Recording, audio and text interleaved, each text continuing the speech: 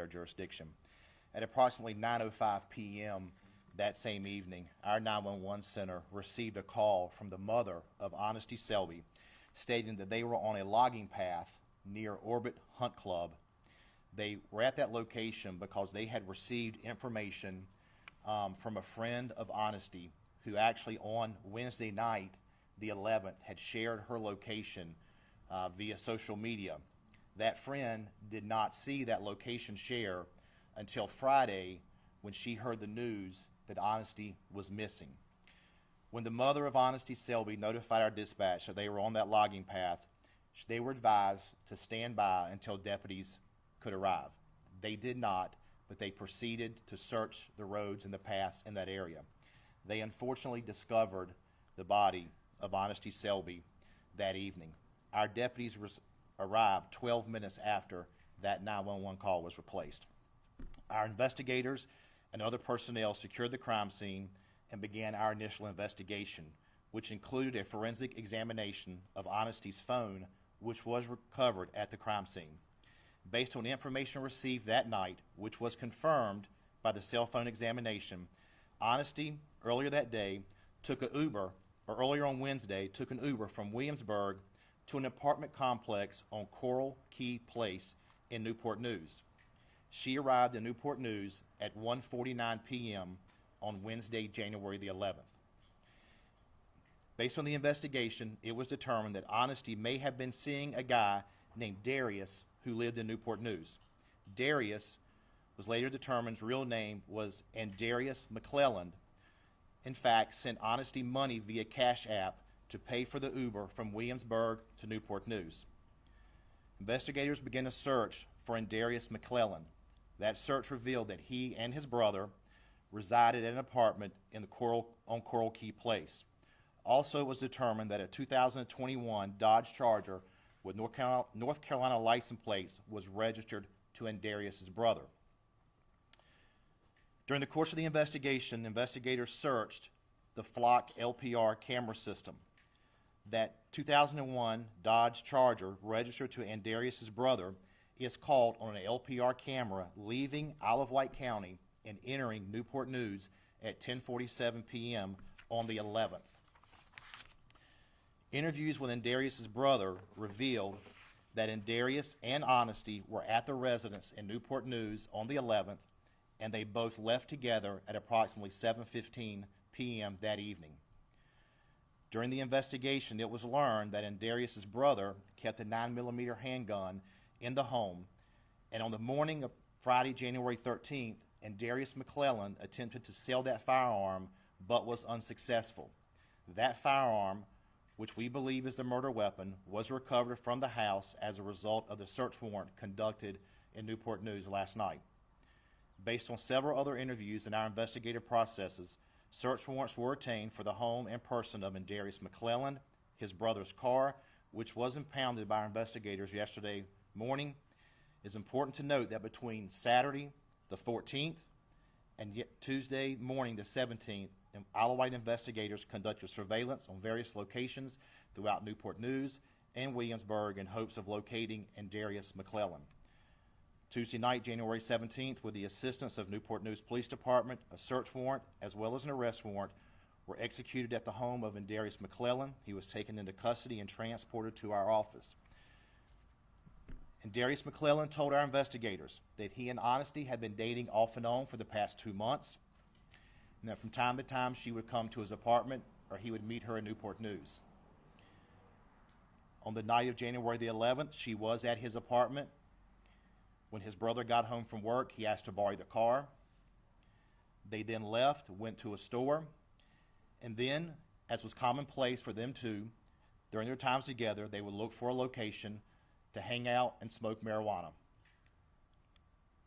According to McClelland, they decided to drive to Isle of Wight County, where a location was found off of Iron Mine Springs Road, which is another road that's adjacent to the tract of timber where her body was found.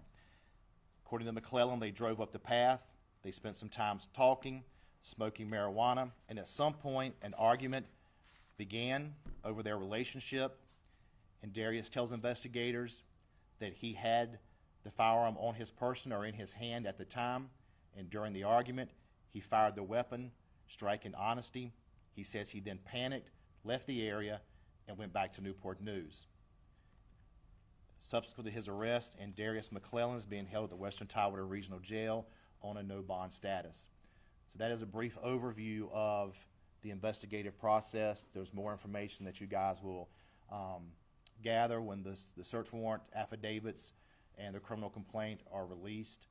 But that is a brief timeline of where our investigative processes were centered on between her being in Newport News on the 11th. We do know that her last known communication, there were two communications. A, she shared her location with a friend that Wednesday evening, sometime after 8 o'clock.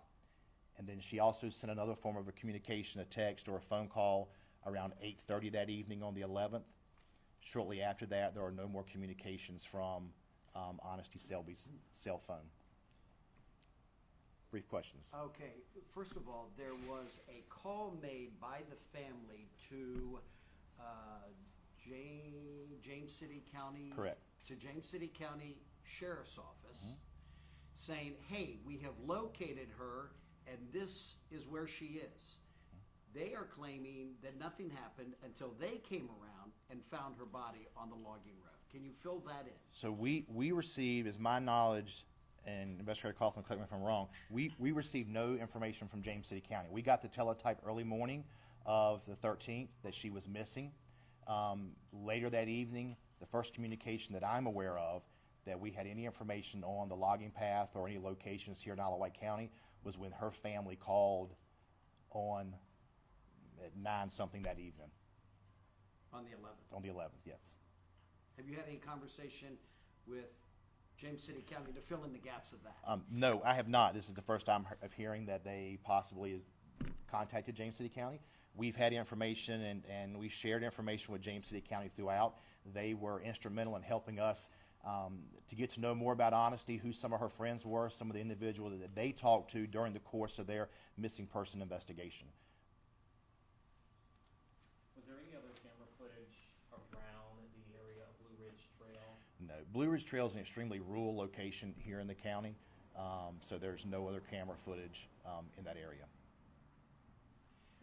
Can you piece together for us exactly, once again, what happened once she left there and she showed up at the house? Had they been dating for a period of time? So based on what Andarius told us, for the previous 2 months, they met at a location in Williamsburg, and over the past 2 months, they would text each other. They would arrange to meet. Either she would come here to Newport or come to Newport News. He would go to Williamsburg and meet her. And so it wasn't an everyday relationship, but it seemed like that they did have an off again, on again relationship for the past 60 days.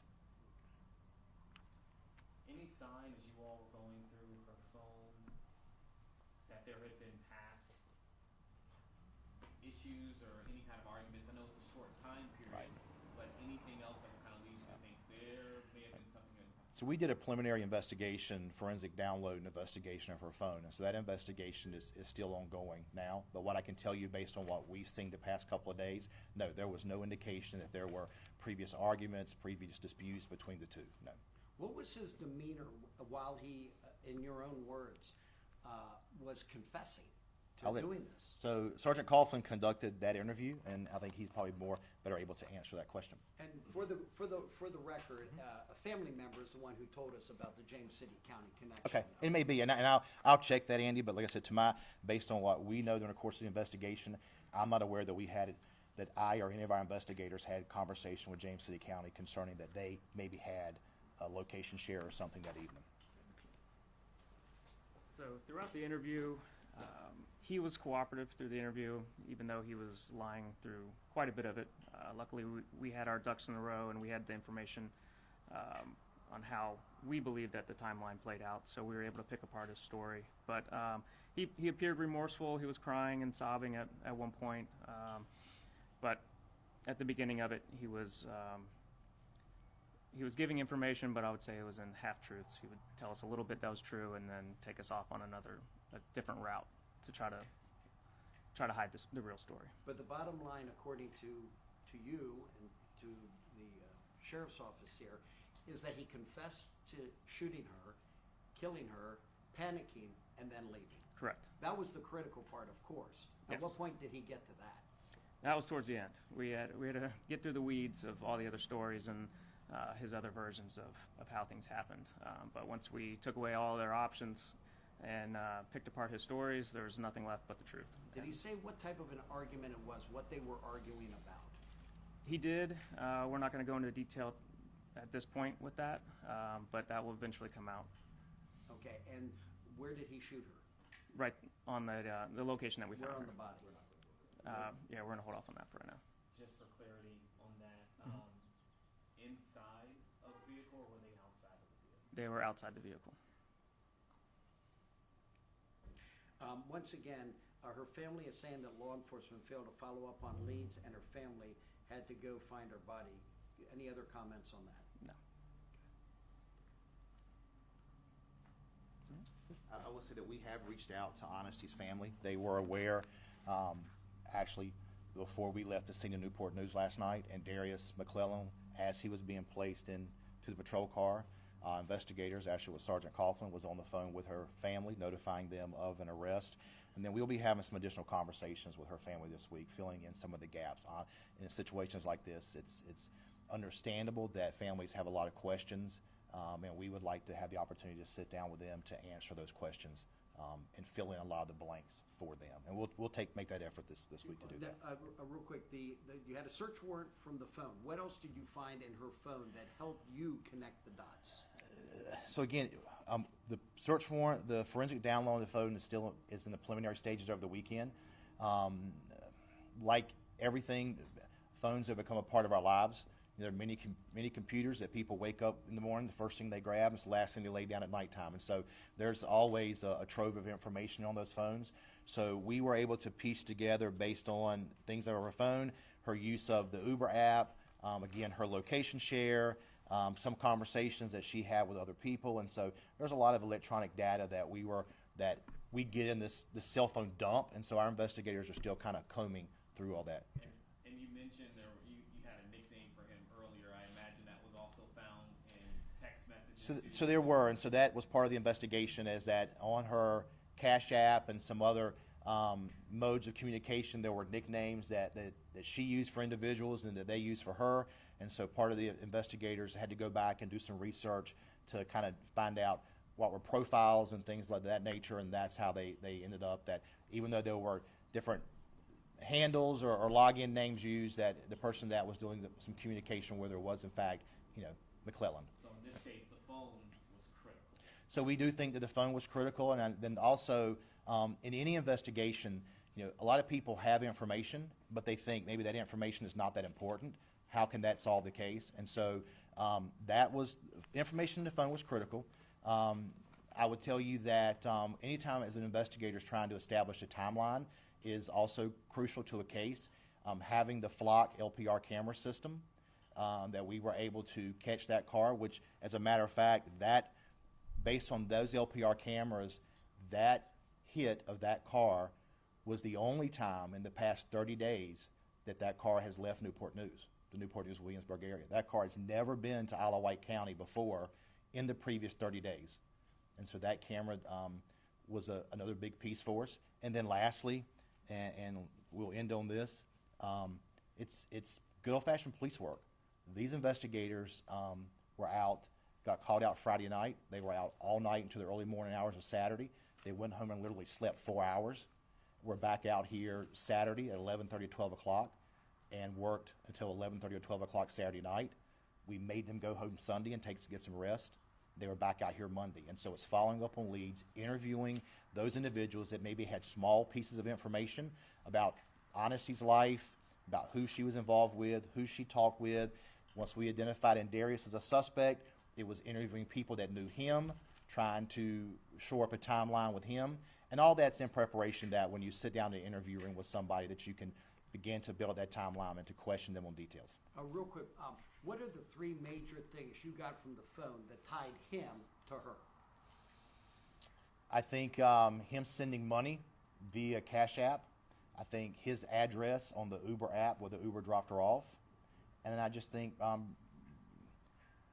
common information shared on his phone and her phone. I think information that we got off her phone, we were able to confirm it with his phone. So. And for the folks at home, the video, the camera system, explain that. So You were using some so there- initials and LPR. So there's a new system that a lot of the cities here in the 7 cities, as well as throughout Virginia and other localities, are subscribing to. The brand name is called Flock, Flock, and basically it's a license plate reader. And so what Flock cameras do is they use basically facial recognition technology, and they convert that technology to recognize cars. And so it has the ability to recognize, if you were to be searching for a red Mitsubishi, you can type in red Mitsubishi, and it'll give you every red Mitsubishi that passes one of those locations, as well as you can search for license plates, partial plates. And so Isle of Wight County, as well as our neighbors on the peninsula and other locations throughout the 7 cities, are utilizing that system more and more. Now, where was that camera located, the LPR that located- caught his car? It's located on the base of the James River Bridge on the Newport News side of the bridge. And you put in his make a car and everything, and that's the one that popped up, and That's you're correct. saying that's the first time that car had been into Isle of That is the Wight. first time that we can prove, by statute, that type of data can only be stored for 30 days. And so if we can tell you that for the past 30 days, that is the only time that car is seen leaving Isle of Wight County. Are you able to tell us why there wasn't an Ashanti alert system? So yeah, so an Ashanti alert, there are very strict criteria for that. And so we know that Ashanti alerts are issued for people who are kind of caught in the middle. They're too old for Amber alerts. They're too young for, silver alerts for older adults. One of the criteria for an Ashanti alert is that the person at the time that they are entered as missing, there has to be information that that person is endangered. And I really think that I can answer it from our office's perspective, but remember, James City County Police are the ones that issued the initial missing persons report. I think that early on in this investigation, when they took the missing persons report, sometimes it's hard to determine at that time the circumstances around somebody being missing. Usually it's in the course of investigating a missing person that you find out that they're endangered, and then that alert's upgraded to an Ashanti alert. So we have James City County issuing that alert mid-morning on Friday, and then unfortunately Friday evening, less than 12, 15 hours later, we're discovering her body here. So I just think that at the point that the initial, and again, this is a question for James City County, but I just think based on the normal processes of that based on the time that she was entered as missing, there wasn't enough there to prove that she was in fact endangered. If the family had come forward, and we know this didn't happen, but if they had said that maybe she was like abducted or something like that. Yeah, so if the family had come forward to James City County and said, hey, we filed her missing first thing this morning, now here it is midday, we have additional information, and we think she is in fact endangered, there's something, that we're utterly concerned about, then yes, James City County could have updated that to an Ashanti alert. But again, that's a question for them. I don't want to speculate on why they did or they didn't. I can just tell you in the course of the processes for our office, a person would normally be listed as missing, and then the initial investigation would take place, and then in the course of that investigation, if information arose that they were endangered, then that report would be, or that alert, missing persons report would be updated to an Ashanti alert. And let me ask you this real quick. If you had been, Tommy Potter, had been given the same information they gave to James City County about location of the phone, where it is, how would you have responded? So again, I don't know that, I'm not going to comment on the information that James City County may or may not have. I would tell you that our office, if we received a missing persons report, would have handled the missing persons report exactly how James City County did. We would have taken the report, we would have gathered the information, we would have sent out a teletype that would have gone to our region, Peninsula, 7 cities, pretty much the eastern half of Virginia, saying, hey, we have this individual, she's missing. If you come across her, please notify us, okay? But as far as any other information that they may have received that evening, I'm not privy to that information, so I don't want to comment on that. Yeah, but if you had received the information that the So phone if we is would have located seen, here down on so the Plum immediately, Road, so brother, immediately, if our agency would have got it and said, hey, we have now got this information that her phone is pinging, or her phone is located in Surrey County or in Newport News, we would have immediately reached out to that locality and say, hey, we have this information, this is what we have, and then we would have begun to coordinate with that agency to find out, exactly where the area is, what type of area it is, have we had any calls for service to that area? So there's a number of boxes that we would have checked. yeah, but you never got a call from James City County. I'm not going to stand here today and say definitively. I can say that during the course of the investigation Friday night and through the weekend, I'm not aware of it. Are you aware that we got? We spoke to James City County concerning. Now, I will clarify that, and if I'm mistaken, then I am. But as I'm standing here today, I'm not aware that we got information. I know we had several conversations with James City concerning the missing persons report.